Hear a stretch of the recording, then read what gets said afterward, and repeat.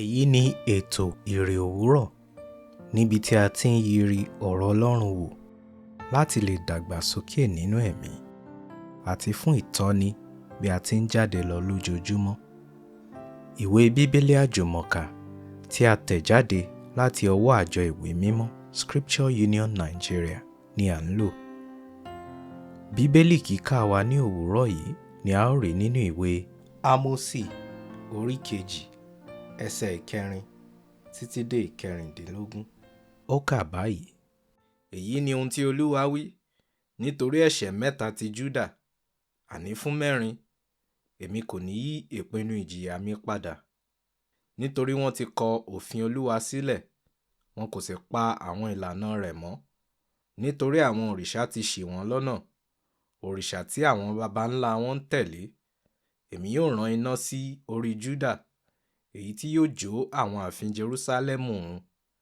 Èyí ni ohun tí Olúwa wí, nítorí ẹ̀ṣẹ̀ 3 Ísírẹ́lì, àní fún 4, èmi kò ní yí ìpinnu ìjìyà mi padà. Wọ́n ta olódodo fún fàdákà, àti aláìní fún bàtà ẹsẹ̀ méjèèjì. Wọ́n fi ẹsẹ̀ tẹ orí àwọn tálákà mọ́lẹ̀ bí wọ́n ti ń tẹ erùpẹ̀ ilẹ̀, tí wọn kò sì ṣe òtítọ́ sí àwọn tí a ní lára.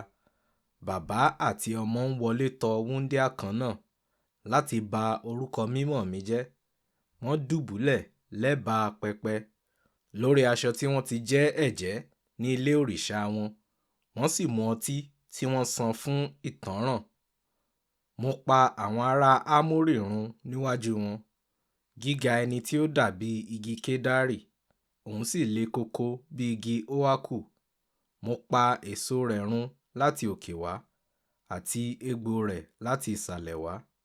Èmi mú yín gòkè láti ilẹ̀ Íjíbítì wá, mo sì sìn yín la aginjù já ní 40 ọdún láti fi ilẹ̀ àwọn ará Ámórì fún yín. Èmi sì tún gbé àwọn wòlíì dìde láàrin àwọn ọmọ yín àti láàrin àwọn ọ̀dọ́mọkùnrin yín láti jẹ́ Násírì.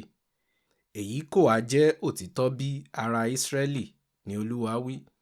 Ṣùgbọ́n ẹ̀yin fún àwọn Násírì ní ọtí mu, ẹ sì pàṣẹ fún àwọn wòlíì kí wọ́n má ṣe sọ tẹ́lẹ̀. Ní báyìí, èmi yóò tẹ̀ yín mọ́lẹ̀ bí kẹ̀kẹ́ tí ó kún fún ìtì tí í tẹ̀. Ẹni tí ó yára bí àṣá kò ní rí ọ̀nà àbáyọ, alágbára kò ní lè dúró lé agbára rẹ̀. Jagunjagun kì yóò lè gba ẹ̀mí ara rẹ̀ là, tafàtafà kì yóò dúró lórí ẹsẹ̀ rẹ̀.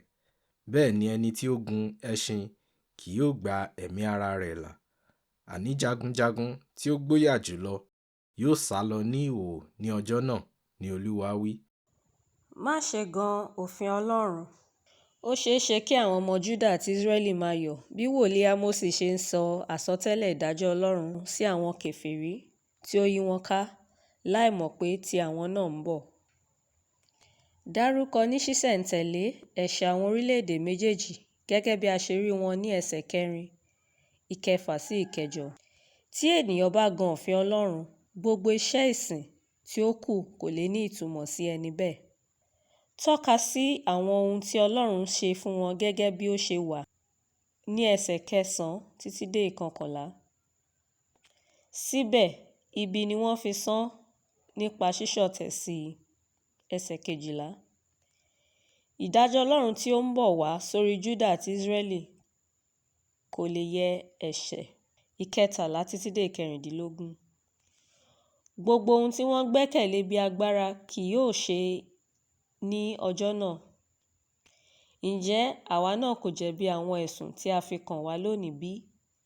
Ẹ má ṣe jẹ́ kí a gan òfin Ọlọ́run. Fún ìrònú, ka Hébérù orí 12 ẹsẹ̀ 29.